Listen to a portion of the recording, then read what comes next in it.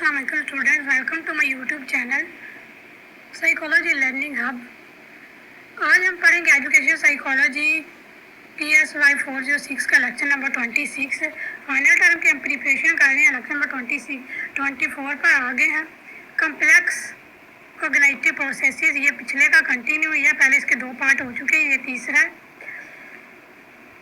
Learning processes and transfer of learning, यानी इल्म का एक जगह से दूसरी जगह जाना।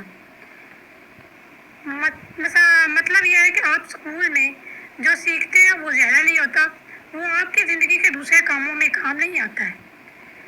इसको ट्रांसफ़र कहते हैं। यानी जो हमें पहले पढ़ा वो थोड़ा बुनियादी था, लेकिन वो बाद में ज़िंदगी में बढ़ता जाएगा और फिर बाद में हमारे काम आएगा।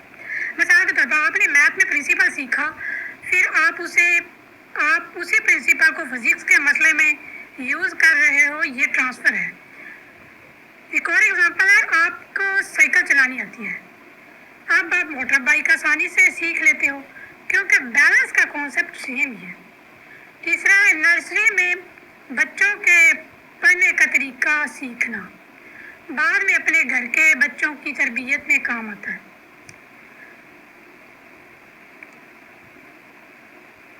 बॉटम लाइन इसकी यही है कि पुराना इल्म नया इल्म सीखने में मदद करता है।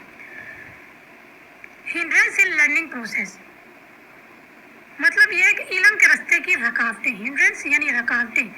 कभी कभी पुराना इल्म नया इल्म सीखने में मदद नहीं करता, बल्कि रुकावट बनता है। इसकी 2 वजह है।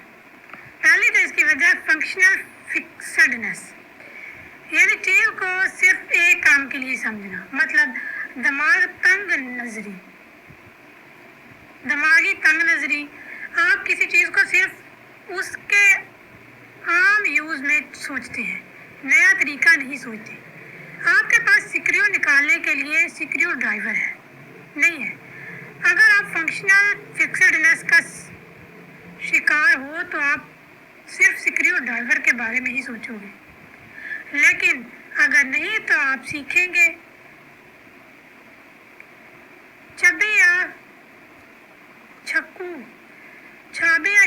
छिक्कू से भी स्क्रू निकाल।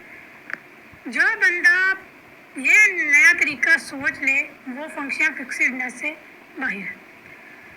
मिसाल के तौर पर यह है कि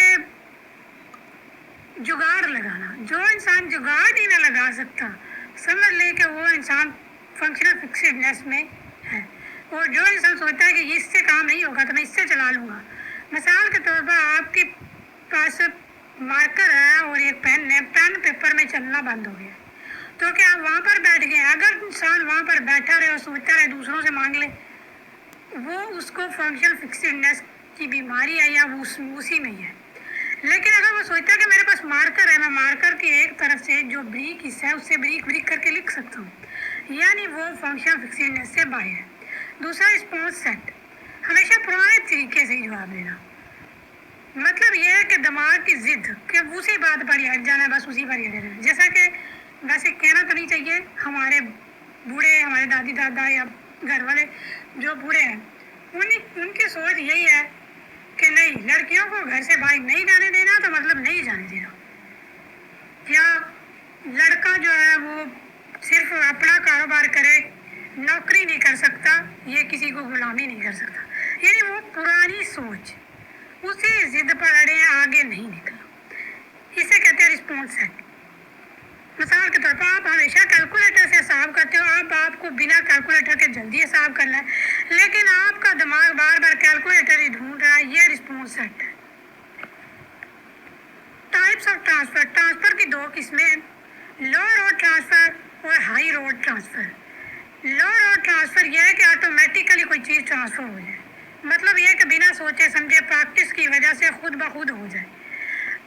आपको कार चलानी आती है, अब आप ट्रक चलाओगे तो आपको ज़्यादा नया सीखना नहीं पड़ेगा। स्टीयरिंग, गियर, ब्रेक सेम है, ये ऑटोमेटिक ट्रांसफ़र है। हाई रोड ट्रांसफ़र यह है कि सोच समझ कर ट्रांसफ़र करना। आप एक फील्ड से कॉन्सेप्ट समझ कर उसका एब्स्ट्रैक्ट यानी खुलासा निकाल कर दूसरे फील्ड में यूज़ करते हो। اس کے لیے دماغ لگتا ہے. آپ نے گھر میں اپنے چھوٹے بہن بھائیوں کو ہینڈل کیا ہے. اب آپ نرسری ٹیچر بن گئے ہو. آپ گھر والا سارا علم ڈائریکٹ یوز نہیں کرو گے. آپ اس میں سے بچوں سے صبر سے بات کرنا، یہ والا کانسیپٹ نکال کر کلاس میں یوز کرو. اچھا، دونوں میں اب دوبارہ روزمرہ زندگی مثال سے سمجھاتی ہوں کہ جو لوڈ اور ٹرانسفر ہے. یہ دیکھیں، اگر ہم ایک چھوٹا بچہ ہے، اسے بچپن سے ہی دانت برش کرنا سکھایا جاتا ہے کہ ایسے دانت برش کرنے ہیں، ٹھیک ہے. اب اسے عادت اتنی پڑ گئی ہے کہ وہ آٹومیٹیکلی اٹھے گا اور دانت برش کرنے شروع کر دے گا. یعنی اس کا وہ آٹومیٹک پروسیس ہو گیا. اور ہائی روڈ ٹرانسفر یہ ہے کہ اگر آپ نے کوئی کام پہلے روزمرہ زندگی میں آپ بار بار نہیں کرتے ہیں تو آپ کو وہ سوچ کر کرنا پڑے گا کہ میں کام یہ ایسے کرنا ہے. اوور لرننگ، ضرورت سے زیادہ پریکٹس. جب آپ کوئی اسکل سیکھ چکے ہو پھر بھی اس کی پریکٹس کرتے رہنا، جیسے پیپر یاد ہو گیا ہے پھر بھی 2-3 بار ریوائز کرنا. اس کا فائدہ یہ ہے کہ انفارمیشن جلدی یاد ہو جاتی ہے. ایگزام ہال میں دماغ فوراً آنسر نکال دیتا ہے. دوسرا، یہ بھولتا نہیں ہے. یہ اسکل لمبی مدت تک دماغ میں ہی رہتی ہے. مثال کے طور پر کرکٹر میچ سے پہلے 100 کیچ پریکٹس کرتا ہے، حالانکہ وہ 50 کیچ میں ہی ماسٹر ہو چکا ہوتا ہے، لیکن پھر بھی وہ لرننگ کرنا چاہتا ہے تاکہ کوئی غلطی نہ ہو. پورا لیکچر کی سمری یہی ہے کہ پرانا علم نئے علم میں مدد کرتا ہے ٹرانسفر کی وجہ سے، لیکن تنگ نظری ہو یا فنکشن فکسڈنس یا ضد وغیرہ ہو تو رکاوٹ بنتا ہے. پریکٹس کرو، اوور لرننگ کرو. سو یہ تھا لیکچر نمبر 24. ملتے ہیں نیکسٹ لیکچر میں. ٹل دین ٹیک کیئر اینڈ اللہ حافظ.